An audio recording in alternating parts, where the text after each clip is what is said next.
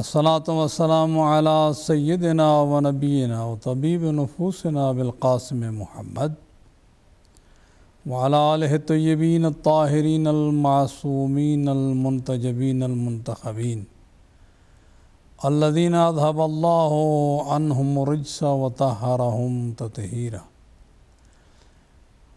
واللعن الدائم على أعدائهم أجمعين أما بعد فأعوذ بالله من الشيطان الرجيم بسم الله الرحمن الرحيم إن الذين يكتمون ما أنزلنا من البينات والهدى من بعد ما بيناه للناس في الكتاب أولئك يلعنهم الله ويلعنهم اللاعنون إلا الذين تابوا وأصلحوا وبينوا فأولئك أتوب عليهم وأنا التواب الرحيم إن الذين كفروا وماتوا وهم كفار أولئك عليهم لعنة الله والملائكة والناس أجمعين خالدين فيها لا يخفف عنهم العذاب ولا هم ينظرون وإلهكم إله واحد لا إله إلا هو الرحمن الرحيم إن في خلق السماوات والأرض واختلاف الليل والنهار والفلك التي تجري في البحر بما ينفع الناس وما أنزل الله من السماء من ماء فأحيا بالأرض بعد موتها وبث فيها من كل دابة وتصريف الرياح والسحاب المسخر بين السماء والأرض لآيات لقوم يعقلون صدق الله العلي العظيم وصدق رسولنا الكريم ونحن على ذلك من الشاهدين والشاكرين والحمد لله رب العالمين۔ معزز و محترم سامعین و ناظرین، یہ ناچیز آپ کی خدمت میں حسب معمول قرآن مجید کی تفسیر لے کر حاضر ہوا ہے۔ قرآن مجید کے بارے میں، آیات الہی کے بارے میں کچھ گفتگو کرنے کے لیے حاضر ہوا ہوں، اور پہلے اس کے کہ میں کچھ آیات الہی کے متعلق گفتگو کروں، حسب معمول اپنی عاجزی کا اقرار کرتا ہوں۔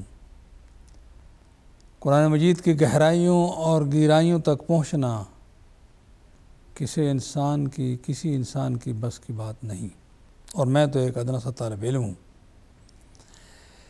لیکن بہرحال قرآن مجید پر غور و فکر کرنا، قرآن مجید کو پڑھنا اور سمجھنے کی کوشش کرنا، اور پھر ان اشاروں اور احکامات پر عمل کرنا، یہ ہماری ذمہ داری ہے۔ قرآن کتاب ہدایت بن کر آیا ہے، خالی ثواب کے لیے رکھنا اور سر پہ اٹھانے کے لیے نہیں آیا۔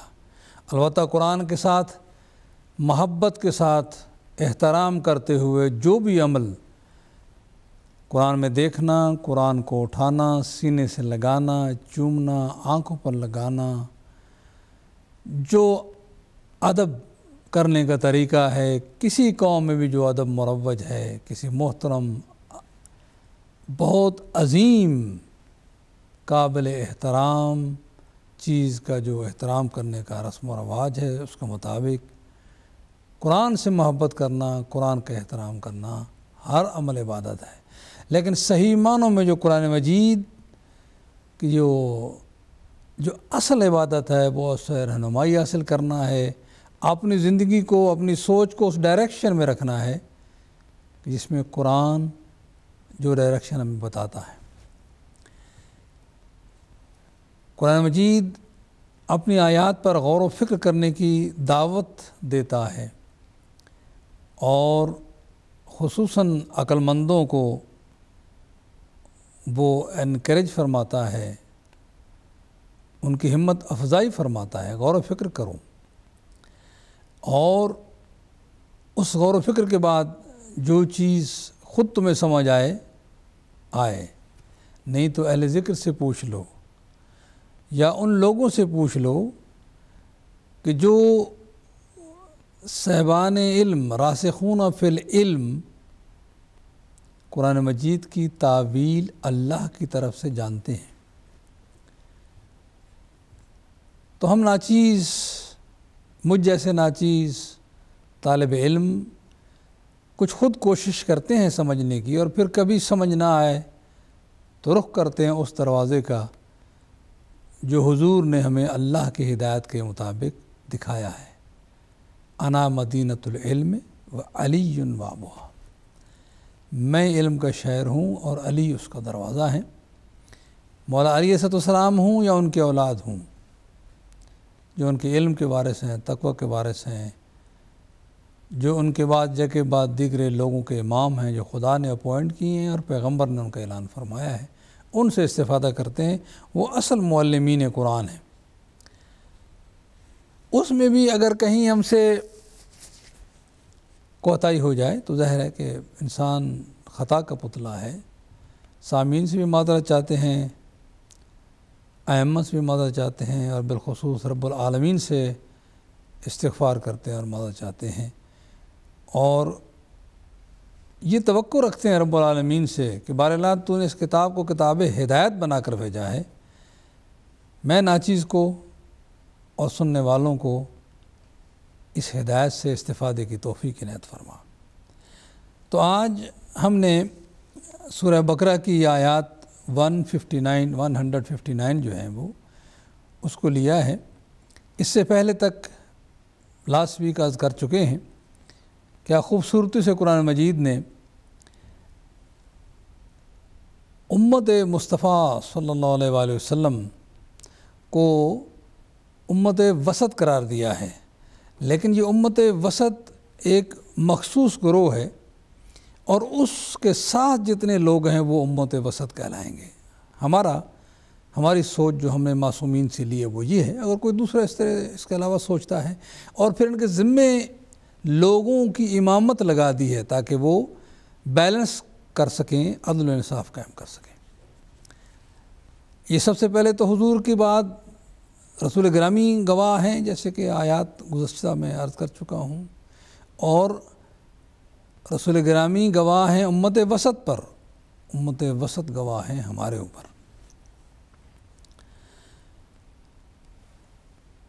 اس کے بعد جو ہے مختلف انداز سے اگر آپ کے ذمہ امت وسط کے ساتھ ہو کر لوگوں کی امامت اور لوگوں کی ہدایت ذمہ لگی ہے تو پھر مشکلیں بھی آئیں گی، وہاں صبر اور صلات سے تم نے مدد لینی ہے، صبر کرنا ہے اور رب العالمین سے رابطے میں رہنا ہے۔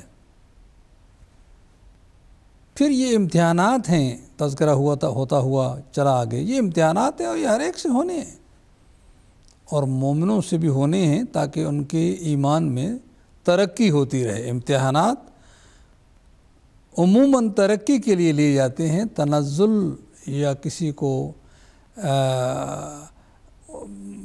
ڈیموٹ کرنے کے لیے نہیں ہوتے۔ اکثر انٹینشن یہی ہوتی ہے، ہاں ایک آدمی اگر محنت نہیں کرتا تو وہ خود اپنے افعال کی وجہ سے وہ ڈیموٹ ہوا ہے، ورنہ پروموشن کے لیے ہوتے ہیں۔ تو یہ امتحانات بھی ہوں گے جیسے ارشاد فرمایا اس سے پہلی آیات میں، پھر اس میں صفا و مروہ کا تذکرہ فرمایا ہے، اس کے بعد ابھی یہ آیتیں آتی ہیں، اور صفا و مروہ کا تذکرہ بھی سوائے حج کے ان دو ایک حکم کا، یعنی صفا و مروہ کے درمیان سعی، اور صفا و مروہ کو شعار قرار دیا، شاعر اللہ میں سے قرار دیا۔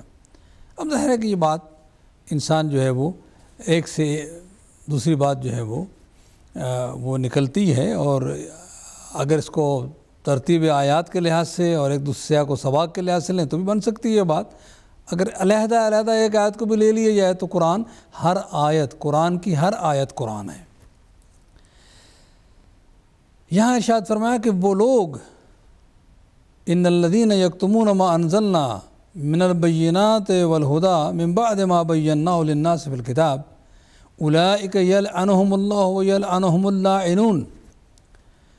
بہت زبردست آیت ہے، ہر زمانے کے لیے آیت ہے، اگرچہ اس وقت اسلام سے پہلے جو لوگ اپنے آپ کو اہل کتاب کہتے تھے، ان کے متعلق گفتگو ہو رہی ہے کہ حضور کے سائن ان کو معلوم ہونے کے باوجود کتاب میں اس وقت بھی جو کتابیں تھیں ان میں احکام خداوندی اگرچہ اس میں تحریف بھی ہو چکی تھی، لیکن پھر بھی لوگوں کی ہدایت کے لیے سامان موجود تھا، مگر لوگوں کو وہ صحیح بتاتے نہیں تھے۔ تو قرآن مجید نے ارشاد فرمایا کہ ایک اصول کے طور پہ بیان فرمایا، جو ہم نے نازل کیا، وہ لوگ جو چھپاتے ہیں، ہائیڈ کرتے ہیں، سچ نہیں بولتے، حق کو ظاہر نہیں کرتے، وہ جو ہم نے نازل کیا ہے من البینات، دلائل، ہدا، ہدایت، اور لوگوں کے لیے ہم نے بیان کیا ہے کتاب میں ہر چیز۔ اب یہ پہلے لوگوں کی بات کریں تو پہلی کتابیں بھی بنتی ہیں، قرآن بھی اس میں کتاب ہے۔ تو جو کتاب میں ہم نے لوگوں کے لیے بیان کیا ہے اس کو وہ چھپاتے ہیں، ظاہر نہیں کرتے۔ قرآن مجید نے ان کی سزا کیا لکھی؟ یہی وہ لوگ ہیں جن پر اللہ کی لعنت ہوتی ہے۔ اللہ سبحانہ و تعالیٰ لعنت فرماتا ہے، اور لعنت کرنے والے سب کے سب جو ہیں لعنت کرتے ہیں۔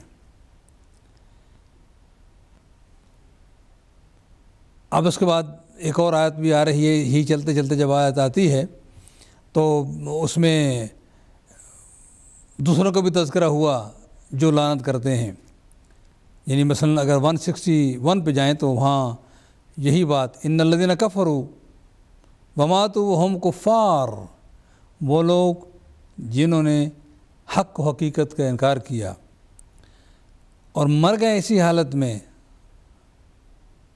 اسی انکار کرتے ہوئے مر گئے، یعنی کفر کرتے ہوئے مر گئے، اولئک علیہم لعنت اللہ، اللہ کی لعنت، والملائکۃ، ملائکہ کی لعنت، والناس اجمعین، تمام لوگوں کی لعنت ان پر ہوتی ہے۔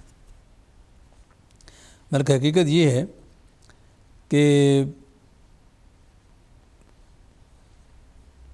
سمندر میں مچھلیاں، کائنات کی ہر چیز جو توحید سے پیار کرتی ہے اپنے شعور کے مطابق، وہ سارے کے سارے لعنت کرتے ہیں۔ بہرحال کتنا بڑا جرم ہے حق بات کو نہ کہنا اور چھپانا، کتنا بڑا جرم ہے۔ اللہ اکبر۔ اللہ ہر بندہ مسلم اور بندہ مومن کو حق بات کو چھپانے سے بچائے۔ اور اس میں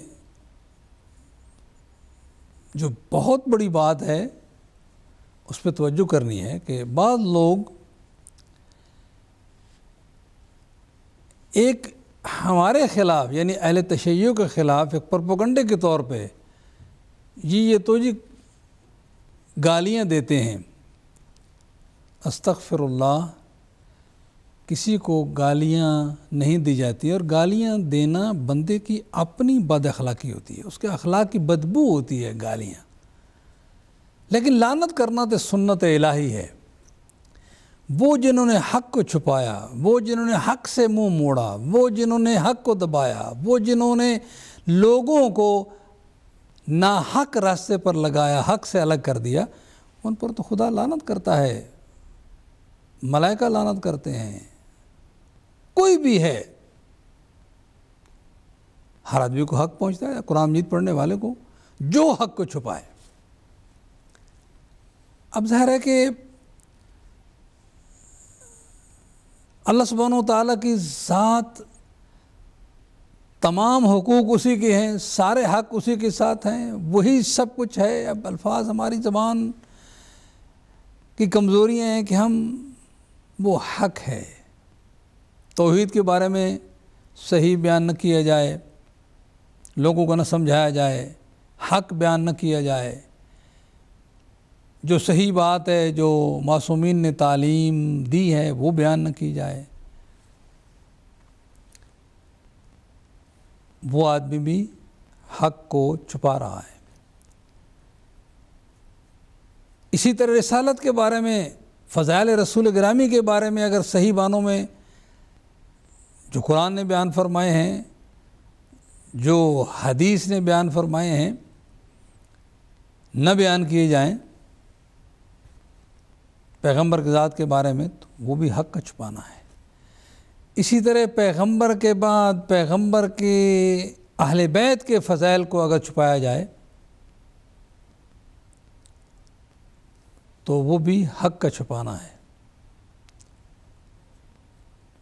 اور اسی طرح چونکہ یہ ہستیاں جو ہیں یہ خداوند متعال کی طرف سے اگر یہ ثابت ہو جائے، اگر ثابت نہیں ہوا تو پھر اس وقت تک تو بہرحال پھر بھی جو فضائل ہیں ان کے جو چھپائے اور جس نے چھپایا اس نے حق کو چھپایا ہے۔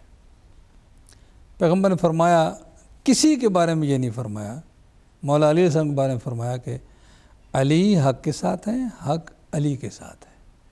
اللہم ادر الحق الی ما دار علی، اے اللہ حق کو ادھر پھیر دے جدھر جدھر علی مڑے۔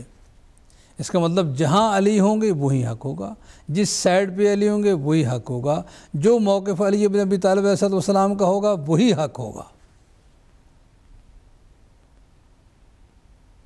ہمیں تو یہی سمجھ آتی ہے، اگر کوئی آدمی یہ بات نہیں سمجھ سکتا تو ظاہر ہے کہ تو حضور کی ذات جو ہیں اور حضور کی ذات بابرکات کے فضائل، ان کو چھپانا، ان کو بیان نہ کرنا یا ان کو توڑ موڑ کے بیان کرنا تاکہ حضور کی ہستی جو ہیں، شخصیت عام آدمیوں کی طرح نظر آئے، اور یہ کہنا کہ آخر وہ ہماری طرح نہیں، انسان تو تھے مگر ہماری طرح بالکل نہیں کہا جا سکتا۔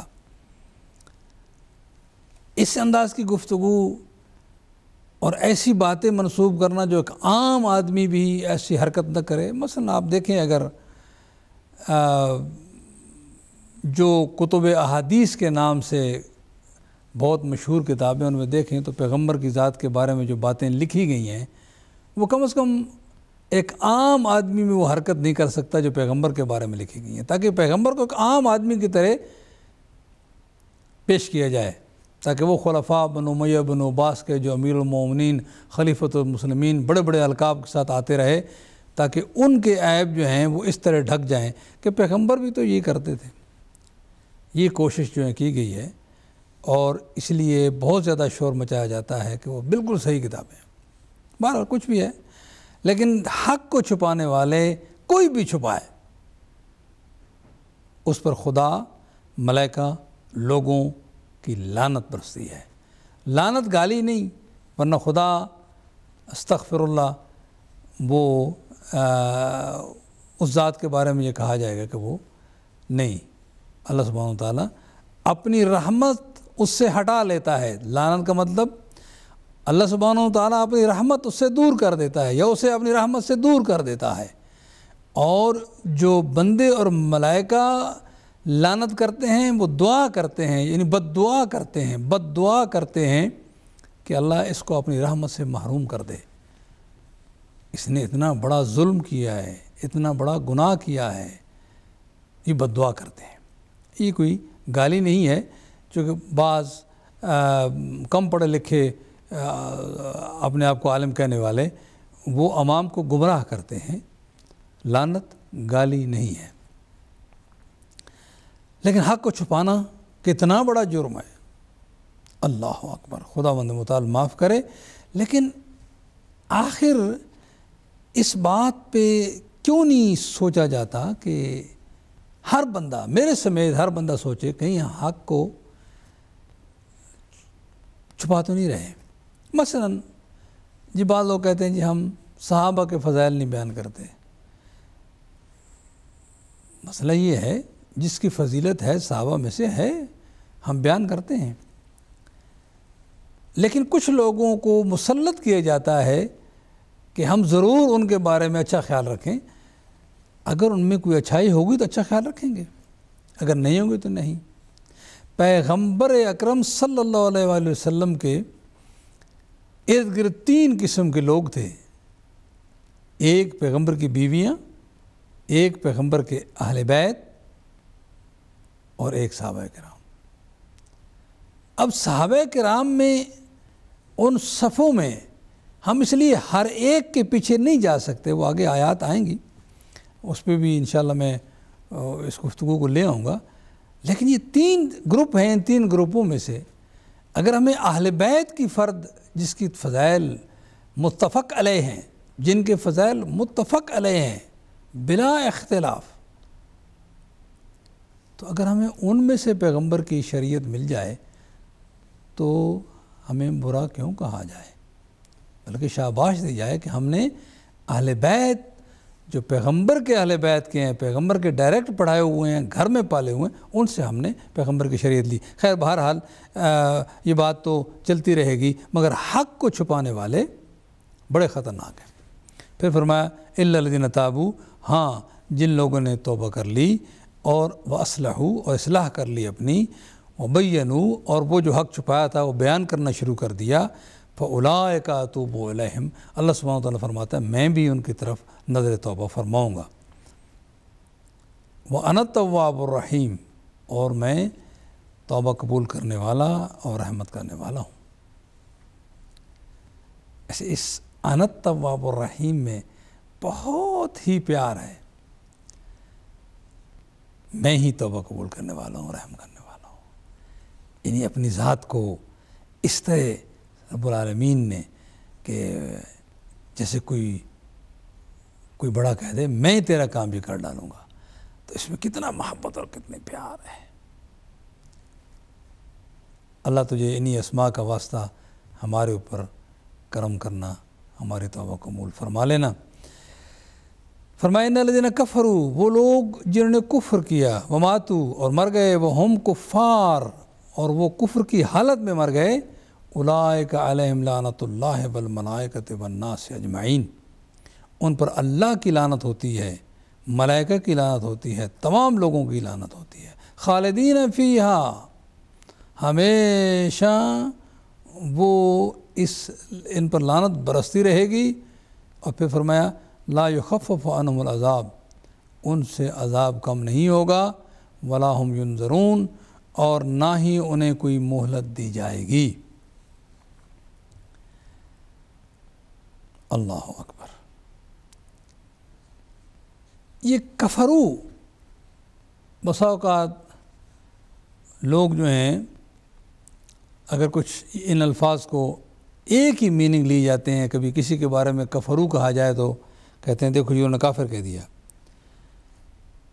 کافر کا معنی ہے جو، یعنی جس کو کہتے ہیں جیسے عربی میں کفر اللیل، رات نے ہر چیز کو پردے میں دے دیا، چھپا لیا۔ کافر کا معنی ہوتا ہے چھپانا، حق کو چھپانا، حق کو ظاہر نہ کرنا۔ اب اس میننگ میں وہ لوگ جو توحید کا انکار کرتے ہیں وہ بھی کافر، جو اللہ سبحانہ و تعالیٰ کی صفات کو کسی کے لیے اور کے لیے ثابت کرتے ہیں وہ بھی غلط، یعنی وہ کافر، پیغمبر کو نہیں مانتے وہ بھی کافر،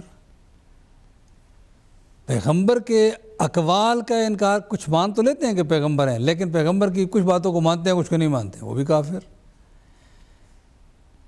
اب یہ کافر مختلف میننگ میں، یعنی توحید کا انکار کرنے والا وہ بھی کافر، پیغمبر کا انکار کرنے والا وہ بھی کافر، قرآن کے کسی حکم کا انکار کرنے والا وہ بھی کافر، یعنی منافقوں کے لیے بھی کافر کا لفظ استعمال ہوا ہے، کسی نعمت کا انکار کرنے والوں کے لیے بھی کافر کا لفظ استعمال ہوا ہے۔ لیکن اس کا یہ مطلب نہیں ہے کہ ایک وہ کفر جو اصطلاحی کفر ہے دین میں، جو نجس ہو جاتا ہے، ان سے اٹھنا بیٹھنا ناجائز ہے، ان سے کھانا پینا ناجائز ہے، وہ کفر جو ہے وہ توحید اور پیغمبر صلی اللہ علیہ وآلہ وسلم اور پیغمبر کی واضح تعلیمات کے منکرین کے متعلق ہے۔ باقی نفاق جو کفر ہے، نفاق کو بھی منافقین کو بھی کفر کہا گیا ہے۔ کبھی کبھی کسی نعمت شکریہ کے مقابلے میں بھی کفر کا لفظ استعمال ہوا ہے، یعنی نعمت کا انکار ہو گیا، اس کے شکریہ نہیں ادا کیا۔ تو یہ اس کا یہ مطلب نہیں ہے تو ہر کفر جہاں بھی کفر کا لفظ لگایا جائے وہیں جو ہے وہ نجاست اور وہ احکامات شریعت آ جاتے ہیں. یہ ایسی بات نہیں ہے. منافقوں کو قرآن مجید نے کئی جگہ کافر فرمایا ہے، لیکن ان پر احکام اسلام کو بھی نافذ فرمایا ہے. ان حضور کے زمانے میں منافقین کی کوئی کمی نہیں تھی. آپ دیکھیں کہ صرف جنگ احد میں حضور کے ساتھ 1000 بندے نکلے تاکہ کافروں کا مقابلہ کیا جائے. 1000 میں سے 300 واپس چلے گئے، 700 رہ گئے. اب ان 300 کی فہرست نہیں ملتی یہ کون کون لوگ تھے. پھر ان میں سے بھی سورہ بقرہ کی 101 نمبر آیت ہے کہ ایسے کافر ہیں پیغمبر، سورہ بقرہ 9 ہجری میں نازل ہوئی ہے، کہ تیرے ارد ومن حولکم من الاعراب، تیرے ارد گرد عرب بدو میں سے مدینہ ومن المدینہ تھے، اور مدینہ والوں سے ایسے کافر ہیں مرد والا النفاق، بڑے پکے کا منافق ہیں، بڑے پکے منافق ہیں، اور تم ان کو نہیں جانتے، ہم ان کو جانتے ہیں. یہ 9 ہجری کی بات ہو رہی ہے. تو نفاق تھا. اسی طرح جو ہے مسجد ضرار جنہوں نے بنائی منافق تھے. تو منافقوں کا ایک جم غفیر تھا اس وقت کے مسلمانوں کی صفوں میں، جو نماز بھی پڑھتے تھے. اس لیے کہ قرآن مجید نے منافقوں کی نشانی بیان کرتے ہوئے فرمایا جب وہ نماز کے لیے اٹھتے ہیں قاموا کسالی، وہ سستوں کی طرح اٹھتے ہیں. نہیں نماز کے لیے اٹھتے ہیں سستوں کی طرح، لا الہ الا ولا الہ الا. یعنی مطلب کہنے کا یہ ہے کہ منافق نماز بھی پڑھتے تھے، منافق پیغمبر کے ساتھ مسجد میں میٹنگ میں بھی آتے تھے، اور کبھی کبھی، لیکن ایک بہت جم غفیر منافقین کا تھا. ان کو بھی قرآن مجید نے کافر کہا ہے، لیکن وہ احکام اسلام سے فائدہ اٹھاتے تھے. اٹھنا بیٹھنا کھانا پینا نجاست طہارت کے مسائل میں وہ باقی مسلمانوں کی طرح تھے. کسی کو پیغمبر نے سوائے 2-4 ایک کے کسی کو نہیں نکالا کہ تم نکل جاؤ اور تم منافق ہو، کیونکہ وہاں سینکڑوں میں تھے، بلکہ آگے بڑھ کر تو ہزاروں میں ہو گئے. جب نئے نئے لوگ آئے ان 300 نے تبلیغات شروع کی، کتنے ہو گئے خدا جانتا ہے کتنے. لیکن بہرحال ان کو جو ہے وہ اسلام کے جھنڈے تلے رکھا تاکہ ان کی تربیت ہوتی رہے. ممکن ہے ان میں سے کچھ روحیں پکے مومن ہو جائیں، تو جو کہ یہ تربیت کے مراحل میں سے گزر رہے تھے. بہرحال تو کفر کی میننگ خالی یہ نہیں ہے. اس طرح ارتداد کی جو میننگ ارتد کلہم، اب ظاہر ہے کہ ارتد کلہم کہ تمام کے تمام مرتد ہو گئے. اس کا یہ مطلب نہیں ہے کہ وہ ارتداد جو اسلام کی اصطلاح میں ہے کہ یہ مرتد ہو گیا ہے، اس کے احکامات یہ ہیں، اس کی ابھی اس کو سزائے موت ہونی چاہیے یا نہیں ہونی چاہیے، اس کی مال، یہ جو دین سے پھر گیا منافق ہو مرتد وہ بھی ہے. تو ایسے الفاظ کو استعمال کر کے بعض حضرات جو ہیں وہ عامت الناس کو گمراہ کرنے کی کوشش کرتے ہیں. یعنی وہ لوگ جو مولا علی علیہ السلام کی ولایت سے پھر گئے تھے، وہ ان کو بھی یہی کہا جا سکتا ہے کہ وہ مولا علی کی ولایت سے پھر گئے تھے. نہیں یہ ہے کہ توحید و رسالت سے پھر گئے تھے، لیکن یہ ہے کہ وہ استعمال ہو سکتا ہے اور ہوا ہے. لہذا اس پر شور مچانے کی اور کوئی بات نہیں بن سکتی. بہرحال یہ کفر جو ہے وہ کئی معنوں میں قرآن مجید میں استعمال ہوا ہے. بڑا خطرناک ہے. قرآن مجید نے اس مرحلے کو جو فرمایا کہ حق کو چھپانا بڑا خطرناک ہے کسی معاملے میں بھی. اب دیکھیں مسئلہ بہت سمپل ہے. ہم سچی بات ہے کبھی اس ڈر سے، کبھی پبلک کا ڈر ہوتا ہے کہ وہ کہیں گے دیکھو یہ لوگ جو ہیں ایسی باتیں کر رہے ہیں، اور کبھی یہ آیتیں ڈراتی ہیں کہ حق جو ہے بیان کرو، ڈرو نہیں، ورنہ خدا اور رسول کی لعنت جو ہے اس کا سامنا کرنا پڑے گا. ورنہ اگر یہ آیتیں نہ ہوتیں تو ہم شاید خاموش رہتے. اب اس لیے ہمیں بولنا پڑتا ہے. دیکھو پیغمبر نے اپنے بعد مولا علی علیہ السلام کی تربیت بھی فرمائی، تیار بھی کیا اور خلیفہ مقرر فرمایا۔ کچھ لوگ ناراض ہو جاتے ہیں، جی دوسرے لوگوں کی توہین ہو رہی ہے۔ نہیں، توہین کیا ہو رہی ہے؟ جب وہ لوگ کہتے ہیں فلاں پہلا خلیفہ ہے تو ہم ان کو کچھ نہیں کہتے، لیکن جب ہم مولا علی صاحب کو پہلا خلیفہ ثابت کرنے کی کوشش کرتے ہیں وہ ناراض ہونا شروع ہو جاتے ہیں۔ اب ظاہر ہے کہ آپ اپنے دلائل دیں، ہم اپنے دلائل دیں گے۔ ہم تو کہتے ہیں کہ ہر چیز پیغمبر نے دی، تو مسئلہ خلافت بھی پیغمبر ہی حل کریں گے۔ یہ کیسے ہو سکتا ہے کہ پیغمبر اس کو چھوڑ کر چلے گئے ہوں؟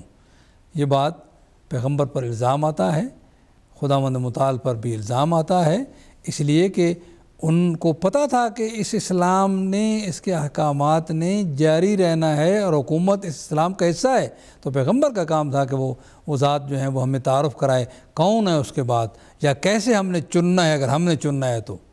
لہذا اس ذات نے کبھی ہمیں پریکٹس نہیں کرائی مسلمانوں کو اپنی زندگی میں الیکشن کرایا ہو، پیپر یعنی اس میں بیلٹ پیپر میں لوگوں کا ووٹ ڈالو، فلاں ایسا ہو سکتا ہے ایسا ہو سکتا ہے، چونکہ تربیت کے بغیر توقع رکھنا کہ وہ کسی کو چن لیں گے، اور پھر پتہ بھی چلتا ہے کہ وہاں اچانک پیغمبر اکرم کی لاش مبارک پڑی رہی اور صحابہ کرام خلافت کے مسئلے میں 50-60 صحابہ پر لگے رہے، اس کا مطلب وہ بھی کوئی صورتحال اچھی نہیں کہ کہیں کہ دیکھو جی پیغمبر کی لاش پڑی رہے ہم ابھی جنازے میں شریک نہیں ہوتے۔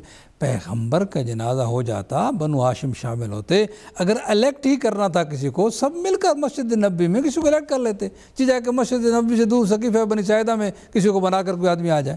تو یہی باتیں ہیں جو ہم کہتے ہیں، ہمیں قرآن مجبور کرتا ہے کہ آپ جو حق ہے وہ بتائیں لوگوں کو، تاکہ لوگوں کی سوچ کی ڈائریکشن وہ ہو جائے جو قرآن اور رسول نے دیا ہے۔ اس پہ کسی عزیز دوست کو ناراض نہیں ہونا چاہیے، وہ بھی بتائیں اور بتا رہے ہیں، پھر لوگوں پر چھوڑ دیں کہ لوگ جو فیصلہ کرتے ہیں، اور ظاہر ہے کہ وہ بھی ہر بندہ خدا کے سامنے مسئول ہے، وہ یہ نہیں کہہ سکتا کہ فلاں مولوی نے کیسے مان لیا۔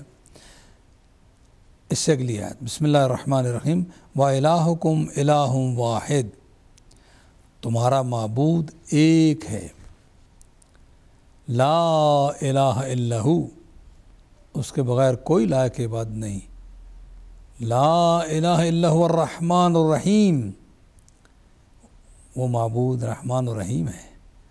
رحمان و رحیم ہے تو اس نے اپنی زمین ہمارے حوالے کر دی، اپنا آسمان ہمارے اوپر حوالے کر دیا، اپنے ستارے ہماری خدمت میں لگا دیے، سورج و چاند ہماری خدمت میں لگا دیا۔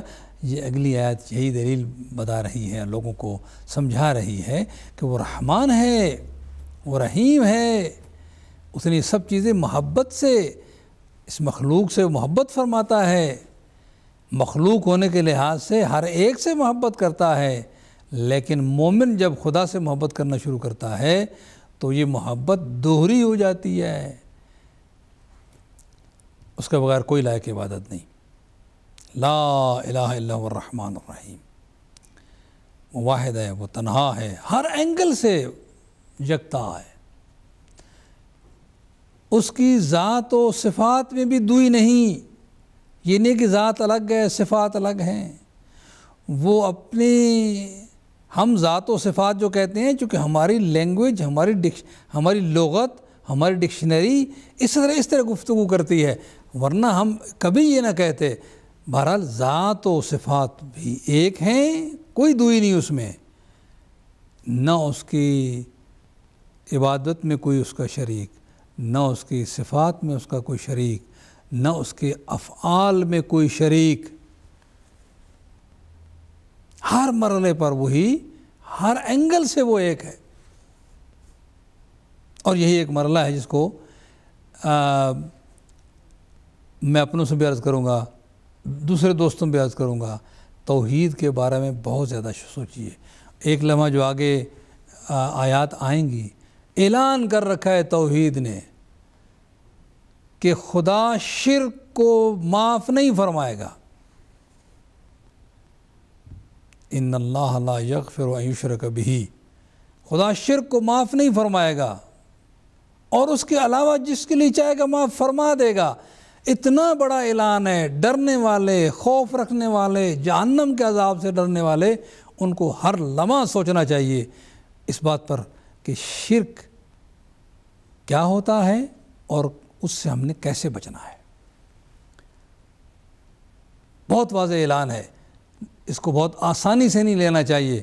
باقی گناہ کے بارے میں جتنی بھی گناہ ہیں اس میں خداوند متعال جس کے لیے چاہے گا معاف فرما دے گا، لیکن شرک معاف نہیں فرمائے گا۔ وہ واحد ہے، تنہا ہے، احد ہے، کوئی بھی مخلوق میں سے اس کی صفات کا حامل نہیں۔ مخلوق کی صفات مخلوق والی ہیں، خالق کی صفات عین ذات ہیں۔ خالق کی صفات لامحدود ہیں، لامحدود صفات محدود میں کیسے آئیں گی؟ نہیں آ سکتی، چلتا رہے گا سلسلہ۔ رب العالمین نے ارشاد فرمایا واحد و یکتا کیوں مانو؟ اس لیے ان فی خلق السماوات والارض واختلاف اللیل والنہار والفلک التی تجری فی البحر، زمین و آسمان کی تخلیق میں، دن اور رات کے آنے جانے میں، کائنات پوری کا نظام سمیٹ کر رکھ دیا رب العالمین نے اس ایک جملے میں، ساری کائنات کا۔ زمین و آسمان، آسمانوں میں کیا ہے؟ اگر ہم صرف اپنی ایسے جنرل جو ہماری نظر ہے اس سے دیکھیں تو دن کو ایک نیلگوں چادر نظر آتی ہے، رات کو جھلمل کرتے ہوئے ہزاروں اور لاکھوں ملین ہاں ستارے نظر آتے ہیں۔ اب اس میں کتنے ہیں وہ، کتنے بڑے ہیں وہ؟ اللہ اکبر! ایک گلیکسی جس کا حصہ ہے ہمارا شمسی نظام سورج، وہ ایک ہے۔ ہزاروں ایسی، لاکھوں ایسی گلیکسیز ہیں جن تک موٹی موٹی دوربینیں بھی اب پہنچی ہیں۔ سبحان اللہ! آسمانوں کا پیدا کرنے والا، زمین کو پیدا کرنے والا، کیا یہ سمجھ نہیں آتی آدمی کو کہ کسی انسان کی بس کی بات نہیں؟ کوئی انسان اس پہ قدرت نہیں رکھتا، جو خود زمین سے پیدا ہوا ہو، جو خود اسی زمین و آسمان کے نظام میں جکڑا ہوا ہو، وہ اس نظام کو کیسے چلائے؟ بڑے بہترین جملے فرمائے رب العالمین نے ہمیں سمجھانے کے لیے۔ حضرت عیسیٰ کی الوہیت کو لوگوں کے ذہنوں سے، حضرت عیسیٰ الہ تھے ہی نہیں، لیکن جاہلوں نے جب مان لیا کہ حضرت عیسیٰ الہ تھے، چند مردوں کو زندہ کیا، کچھ معجزات دکھائے، تو اس سے لوگوں نے مان لیا۔ تو ایک جملہ فرمایا توحید نے، کانا یا حضرت مریم و حضرت عیسیٰ جن کے تم معبود مانتے ہو، کانا یا کلان طعام، وہ کھانا کھایا کرتے تھے۔ کیا مطلب؟ یہ بات کیوں بتائی رب العالمین نے؟ وہ کھانا کھاتے تھے، ان کی زندگی اسی پانی پہ ڈیپینڈ کرتی تھی، ان کی زندگی انہی ہربج پہ ڈیپینڈ کرتی تھی، ان کی زندگی اس نظام کائنات پہ ڈیپینڈ کرتی تھی۔ وہ اس نظام کائنات کے خالق نہیں ہو سکتے، وہ اس نظام کائنات کے کنٹرولر نہیں ہو سکتے۔ جس کی زندگی پہ ڈیپینڈ کرتی ہو، اس کا تو کنٹرولر وہ ہے جو اس کی طرف محتاج بھی نہیں ہے، کسی چیز کی طرف محتاج نہیں ہے۔ خلق فرمایا تو اس لیے نہیں کہ وہ محتاج تھا۔ لاکھوں سلام ہوں میرے مولا آقا امیر المومنین علیہ الصلوۃ والسلام پہ۔ فرمایا اس خلق کو اس لیے نہیں، اس مخلوق کو اس لیے نہیں خلق فرمایا کہ وہ تنہائی سے تنگ آ گیا تھا، لطف کرنے کے لیے، مہربانی کرنے کے لیے، رحمان و رحیم ہے۔ اللہ اکبر! لوگو قرآن مجید بھی پڑھو، ساتھ اس عبد کا کلام بھی پڑھو کہ جو قرآن مجید کی طرف بلاتا ہے، آپ لوگوں کو سمجھاتا ہے قرآن مجید کے معنی۔ اس کا نام علی بن ابی طالب ہے۔ کاش کہ یہ توفیق نصیب ہو جائے۔ میں تو یہ عرض کیا کرتا ہوں کہ ہر مسلمان کو، نہیں تو کم از کم ہر مومن کو قرآن مجید کی آیات کا ترجمہ پڑھ کر، تھوڑا سا ٹائم نہج البلاغہ کا ترجمہ پڑھے، تھوڑا سا ٹائم نکال کر، ابھی تفسیر سے پہلے دعا پڑھی مولا کا امام سید الساجدین کی ایک دعا کی تلاوت ہو رہی تھی، تھوڑا سا ٹائم نکال کر امام سید الساجدین کی وہ دعائیں جو آپ نے توحید سے ہم کلام کرانے کے لیے ہمیں تعلیم دی ہے۔ اللہ کا کلام ہے قرآن، وہ معبود اپنے عبد سے اپنے مقام کو سامنے رکھ کر بات کرتا ہے اور عبد کی حیثیت کو سامنے رکھ کر۔ نہج البلاغہ ایک عبد کا کلام ہے جو لوگوں کو معبود کی طرف بلا رہا ہے۔ صحیفہ سجادیہ ایک عبد کا کلام ہے جو اپنے معبود سے باتیں کر رہا ہے۔ خدا را کم از کم اور نہیں تو جو لوگ اپنے آپ کو شیعہ اثنا عشری کہتے ہیں وہ قرآن، نہج البلاغہ اور صحیفہ سجادیہ سے ضرور فائدہ اٹھائیں اور ان دونوں کو اپنا حمائل کر لیں، اپنے ساتھ رکھ لیں، جہاں بھی موقع ملے کھولیں اور ان سے استفادہ کریں۔ ان فی خلق السماوات والارض واختلاف اللیل والنہار، رات اور دن کا آنا جانا، اختلاف اللیل والنہار، یہ رات اور دن کا آنا جانا، یہ ہیوج ٹریفک چل رہی ہے۔ لا الشمس ينبغي لها ان تدرك القمر ولا الليل سابق النهار كل في فلك يسبحون، سب کے سب آسمانوں میں تیر رہے ہیں۔ اتنی ہیوج ٹریفک چل رہی ہے اور ایک ایک چیز اتنی بڑی ہے، کسی انسان کی بس کی بات نہیں کنٹرول کرے۔ اس مالک و خالق نے اس ساری ٹریفک کو کنٹرول کیا ہوا ہے، کبھی بڑا حادثہ نہیں ہوا اور مسلسل یہ چلا جا رہا ہے۔ افی اللہ شک فاطر السماوات والارض، کیا اس ذات کے بارے میں زمین و آسمان کا خالق ہے کوئی شک ہو سکتا ہے؟ ساری محبتیں اسی کے لیے، اور ظاہر ہے یہی مقصد تھا۔ انسان کے لیے جو مشکل ترین مسئلہ ہے، انسان کے لیے جو مشکل ترین مسئلہ ہے وہ مسئلہ توحید کو سمجھنا ہے۔ سوچے کیسے؟ ایک محدود ذہن لا محدود کے متعلق سوچے کیسے تاکہ غلطی نہ کر جائے۔ اس لیے آج سمندر میں جب شپ جو ہے وہ ڈاک کرتا ہے، اس کے لیے نشانیاں رکھی جاتی ہیں تاکہ یہ کہیں ادھر ادھر ٹکرا نہ جائے، شیلو واٹر میں ٹکرا نہ جائے۔ ہمارا بھی جو محدود ذہن ہے لامحدود ذات کے لیے کیسے سوچے جب تک کہ اس کی رہنمائی اس بہت لامحدود سمندر میں الہی مدرسہ کے پڑھے ہوئے محمد و آل محمد علیہ السلام نہ فرمائیں، غرق ہو جائے گا، تباہ ہو جائے گا، خود توحید کے متعلق سوچتے سوچتے غلطی کر بیٹھے گا۔ لہذا ضروری ہے کہ ان کی رہنمائی حاصل کی جائے۔ توحید اس ذات کے بارے میں سوچنا ضروری ہے، اس لیے کہ بغیر معرفت کے محبت نہیں ہو سکتی۔ رات اور دن اتنی بڑی ٹریفک چل رہی ہے، کون کنٹرول کیے ہوا ہے؟ تبارک الذی بیدہ الملک، بابرکت ہے وہ ذات جس کے ہاتھ میں تمام ملک کا کنٹرول ہے۔ والفلک التی، پہلے زمین و آسمان کی بات کی، پھر دن اور رات کی بات کی، پھر جو ہے وہ ایک محدود دائرے میں لے آیا رب العالمین۔ والفلک التی تجری فی البحر، اور وہ کشتیاں، وہ جہاز جو سمندر میں چل رہی ہیں، بما ینفع الناس، جو لوگوں کو نفع پہنچاتی ہیں۔ وما انزل اللہ من السماء، اور وہ آسمان سے جو اللہ سبحانہ وتعالیٰ نے پانی نازل فرمایا ہے۔ فاحیا بالارض بعد موتہا، اور زمین کو بنجر ہونے کے بعد پھر آباد کر دیا۔ وبث فیہا من کل دابہ، ہر قسم کا چوپایا زیرو چیز اس میں چلائی، پیدا فرمائی۔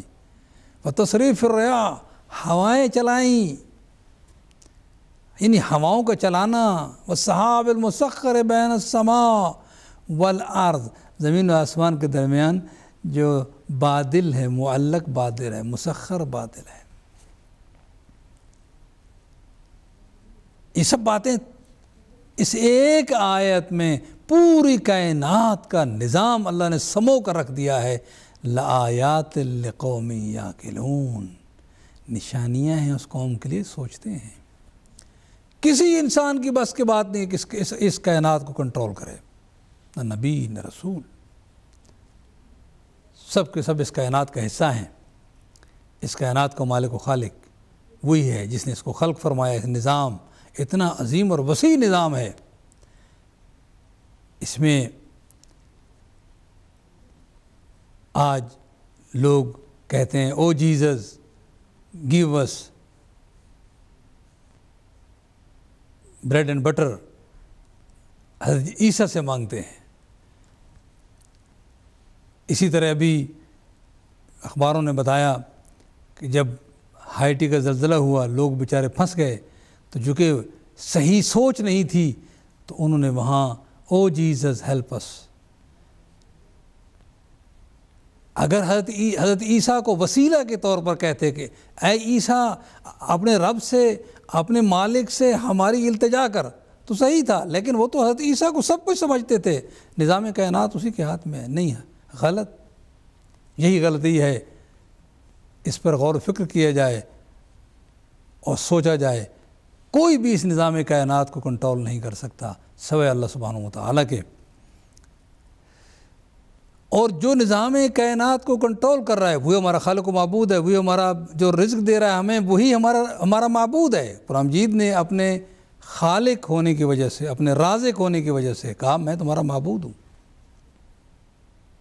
میرے ساتھ شریک نہ بناؤ، نہ میرے افعال میں نہ میرے صفات میں۔ یہ بات سمجھنے کی ہے، غور و فکر کرنے کی ہے۔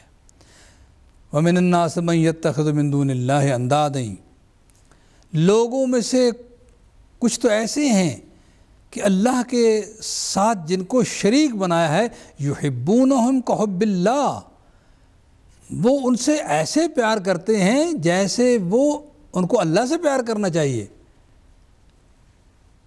بلکہ کبھی کبھی زیادہ کرتے ہیں۔ مثلا سورہ انعام میں ہے کہ جب یہ ایک چیز اللہ کے لیے حصہ رکھتے ہیں، ایک بتوں کا حصہ رکھتے ہیں، بتوں کا حصہ کھاتے ہوئے ڈرتے ہیں، اللہ کا حصہ کھا لیتے ہیں۔ اس لیے اللہ کو ایسی توجیہات کرتے ہو، اللہ کو ضرورت ہے، بتوں کو کیا ضرورت ہے؟ یعنی سوچ غلط ہے۔ ہمیں وہاں ڈرنا چاہیے جہاں سے اللہ ناراض ہو، وہاں سے بچنا چاہیے جہاں سے اللہ ناراض ہوتا ہے، جہاں سے اس نے بچنے کو حکم دیا ہے، اور وہ کام کرنا چاہیے جہاں سے اللہ خوش ہوتا ہے۔ اور وہ اللہ سبحانہ وتعالیٰ نے بتا دیا اپنے حبیب کے ذریعہ کہاں میں راضی ہوتا ہوں، کہاں میں ناراض ہوتا ہوں۔ بہرحال لوگ جب پرڑی سے ادھر جاتے ہیں، اپنی ڈائریکشن بھول جاتے ہیں، تو اتنے بڑے بڑے اقدامات کہ کوئی آدمی سوچ بھی نہیں سکتا کیسے کر ڈالیں، کیسے وہ کرتے ہوں گے۔ مثلا بچیوں کو زندہ دفن کر دینا، بچوں کو ذبح کر دینا، بھی ہم اپنے دیوتاؤں کو راضی کرنے کے لیے بڑے بڑے اقدامات۔ خدا نے مختصراً، پیغمبر نے فرمایا میں شریعت سہلہ لے کر آیا ہوں، یعنی ایک آسان شریعت پہ عمل نہیں کرتے، مشکل ترین کام شروع کر دیتے ہیں۔ انسان جب صحیح راستے سے ہٹ جائے تو مشکلوں میں پھنستا جاتا ہے، پھر واپس نہیں آ سکتا۔ یہی ہے انہی تلک الاغلال، یہ وہی شکل اور وہی چین تھے جو جن سے نکالنے کے لیے، انسانیت کو نکالنے کے لیے انبیاء آئے تھے۔ لہذا اس بات پر غور کرنا، فکر کرنا، انشاءاللہ پھر گفتگو ہوتی رہے گی۔ مگر ہماری ساری محبتیں خدا کے لیے، والذین آمنوا اشد حبا للہ، وہ جو مومن ہیں وہ سب سے زیادہ پیار خدا سے کرتے ہیں۔ دیکھیں اپنے آپ کو دیکھیں تو ہم کہیں گے سبحان اللہ، تیرا شکر ہے یا اللہ، تو نے ہمیں ایسا بنایا۔ پھر زمین و آسمان کی خدمت ہمیں ہماری خدمت پہ لگی ہوئی ہے، الحمدللہ تیرا شکر ہے کہ تو نے ہمیں ہر چیز ہماری خدمت پہ لگائی ہے۔ اس سے بڑھ کر جو بڑا تیرا شکر، ساری نعمتوں پہ بڑی نعمت جو ہے، یہ مہینہ بھی ربیع الاول کا ہے، تو نے پاک رسول جیسی ہستی، عالمین کے لیے رحمت جس کو بنا کر بھیجا ہے، وہ ہمارے لیے راہبر و رہنما بنا کر بھیجا ہے۔ ہم تیرے شکر گزار ہیں، یعنی ہماری ساری محبتیں تیرے لیے ہیں۔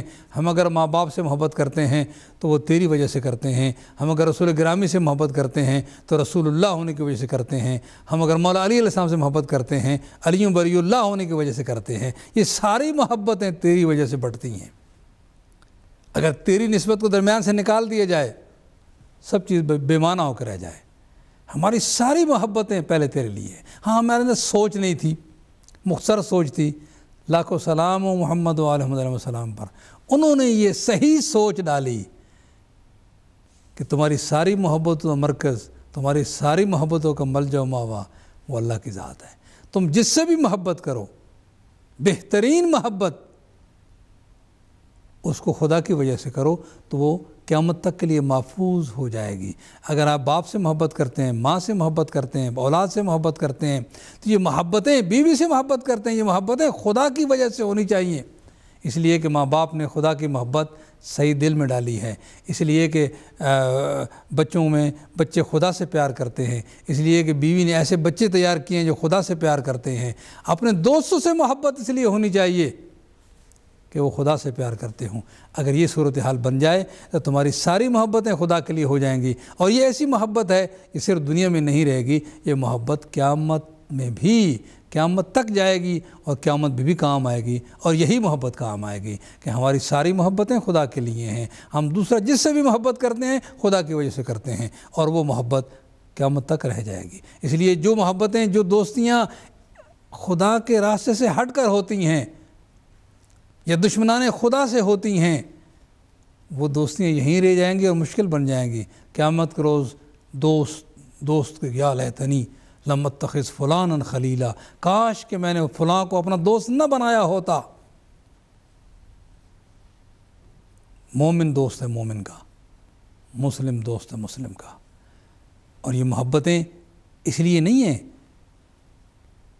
کہ ہم قریبی ہیں، بلکہ جب سمجھ پیدا ہوتی ہے تو اس لیے ہوتی ہیں کہ خدا کی وجہ سے ہوتی ہیں۔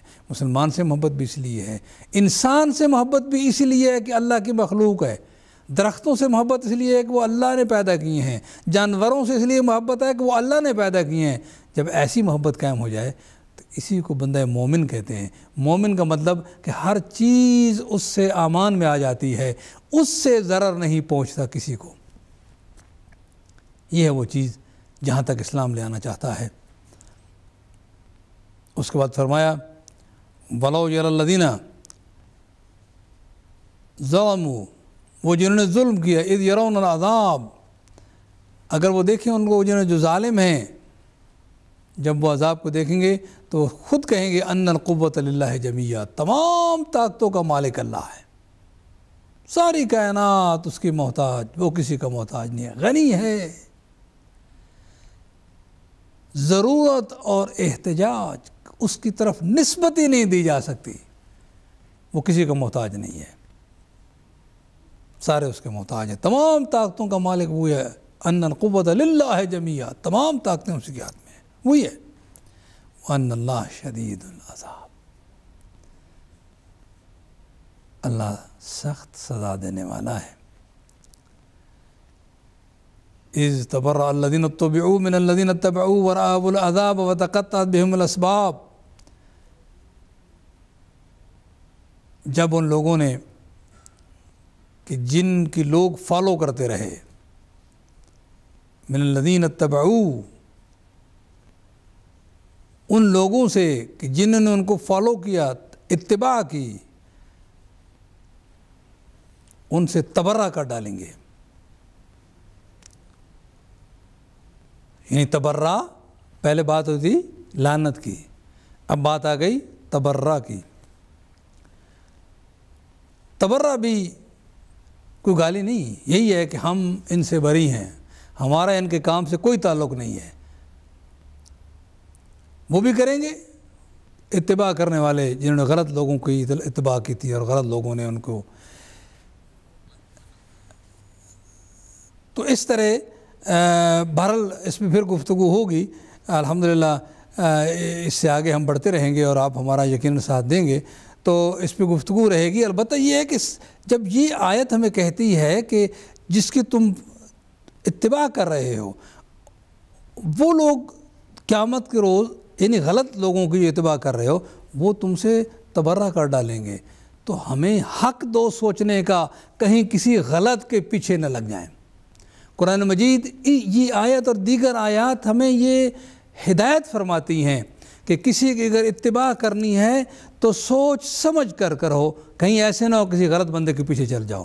میرے خیال میں میں نے اپنی بات کو کہہ دیا ہے، اور پھر انشاءاللہ یہیں سے آغاز ہوگا، اور اللہ نے اگر توفیق دی اور زندہ رکھا تو البتہ یہ ہے کہ عزیزو، دوستو، معزز و محترم سامعین، ناظرین، کسی بندے کو جس کو آپ پیر کہتے ہیں، یا کسی بندے کو جس کو آپ عالم کہتے ہیں، کسی بندے کو جس کو آپ خلیفہ کہتے ہیں، کسی بندے کو حکمران کہتے ہیں، اگر آپ نے اس کی اتباع کرنی ہے، اس کی باتیں ماننی ہیں، تو سوچ سمجھ لو کہ قیامت کے روز کہیں ایسے نہ ہو کہ وہ تم سے تبرہ کرے اور تم اس پر تبرہ کر رہے ہو کہ یہ اس نے ہمیں گمراہ کیا ہے، وہ کہے نہیں خود ہی گمراہ تھے۔ ایسے نہیں ہونا چاہیے، پہلے ہی سوچ کر سمجھ کر کسی کے پیچھے چلو تاکہ کہیں یہ صورتحال پیدا نہ ہو۔ اور آسان ترین نسخہ یہ ہے، سارے اپنے مقام پہ ٹھیک ہوں گے، لیکن اگر آپ پیغمبر کی اہل بیت سے ہدایت لیں گے، ان کے پیچھے پیچھے چلیں گے، تو یقیناً آپ صحیح راستے پر رہیں گے۔ آؤ اور آ کر پیغمبر کے اہل بیت کے فرامین کو تلاش کرنے میں لگ جاؤ، وقت ہے جب تک زندگی ہے۔ جہاں تمہیں ملے کہ اہل بیت رسول، ان کے فرامین کہاں ہیں، مولا علی علیہ السلام نے کیا فرمایا ہے، وہ نماز کیسے پڑھتے تھے، وضو کیسے کرتے تھے، مولا حسن حسین جو پیغمبر کے گھر پلے ہیں، پیغمبر دوسروں کو تعلیم دیتے رہے، کیا ان کو نہیں دی ہوگی؟ لہذا تلاش کرو، جہاں تمہیں ان کا وضو مل جائے اس وضو کو فالو کرو، جہاں تمہیں ان کی ان نماز کیسے پڑھتے تھے مل جائے وہاں اس کو فالو کرو، جیسے روزہ کیسے رکھتے تھے، دوسرے احکامات پر کیسے چلتے تھے، انشاءاللہ ان کے پیچھے چلنا یقیناً اجماع ہے مسلمانوں کا، بلا اتفاق، کوئی اختلاف نہیں۔ اگر کسی اور کے پیچھے چلنے سے نجات ہو سکتی ہے تو ان کے پیچھے چلنے سے یقیناً نجات ہو سکتی ہے۔ لہذا اس بات کو لے لو تو سارے مسلمان بھی اکٹھے ہو جائیں گے، اختلافات بھی دور ہو جائیں گے۔ خواہ آپس میں بعض لوگ یہ صحابہ اور یہ اہل بیت نہیں، اہل بیت کی سیرت کو تلاش کرو۔ ہم آپ سے صرف یہ درخواست کریں گے کہ جو مشہور کتابیں ہیں بہرحال ان میں آپ کو کچھ نہیں ملے گا، لہذا کوشش کریں کہ رسول کے اہل بیت اور نہیں تو کم از کم مولا علی علیہ السلام جو پیغمبر کے بعد جو ہیں وہ 30 سال جیے، اور مولا حسن جو 40 سال جیے، مولا حسین جو 50 سال جیے پیغمبر کے بعد، ان سے تم کیوں نہیں پیغمبر کے حدیثیں لیتے؟ ہماری صرف یہ درخواست ہے، اسے اگر یہ کریں گے تو انشاءاللہ العزیز امت مسلمہ میں اتحاد بھی ہو جائے گا، اور کسی دوسرے کو ہمیں برا کہنے کی ضرورت بھی نہیں ہے۔ صرف ہم برا نہیں کہہ رہے ہیں، ہم کہہ رہے ہیں کہ سیفسٹ محفوظ ترین راستہ وہ یہی ہے کہ اہل بیت رسول سے احکامات خدا اور رسول لیے جائیں۔ خداوند متعالی آپ کی مدد فرمائے، میں ناچیز کی مدد فرمائے، راہ راست پہ رکھے، سوچ میں غلطی نہ ہو اور عمل میں بھی غلطی نہ ہو۔ اللہ مدد فرمائے، معصومین کے راستے پہ چلنے کی توفیق عنایت فرمائے۔ والسلام علیکم ورحمۃ اللہ وبرکاتہ۔